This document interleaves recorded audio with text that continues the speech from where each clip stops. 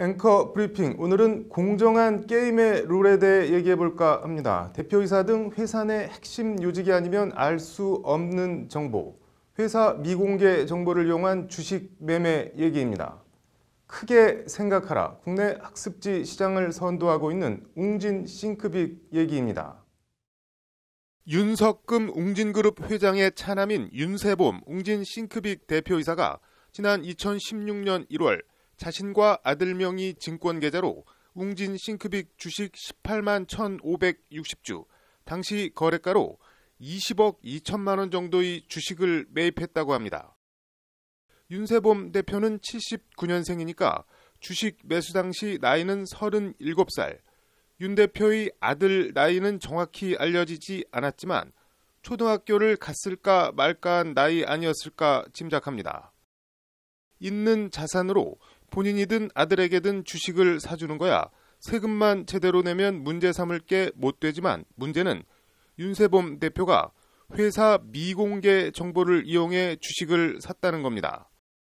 웅진 싱크빅이 2015년 영업 실적과 영업 이익이 2011년 이후 최대치를 기록했다는 실적 보고를 받고, 실적 결과가 발표되면 주가가 크게 오를 걸로 보고 20억 원 넘는 주식을 매수한 겁니다. 실제 윤세봄 대표가 주식을 샀을 당시 주가는 11,100원 정도였지만 2월 1일 실적이 발표된 후 16,000원 선까지 올랐다가 이후 매수가 아래로 떨어졌습니다.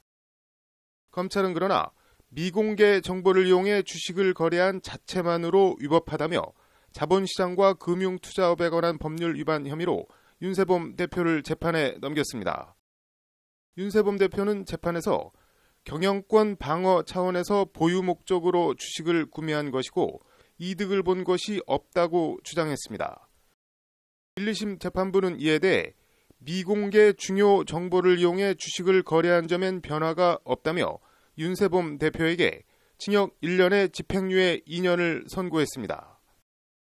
미공개 중요 정보를 이용해 매수 시기를 조절함으로써 주식 매수가액을 절감한 점에서 얻은 이익이 없다고 할 수 없다는 것이 항소심 재판부 판단입니다.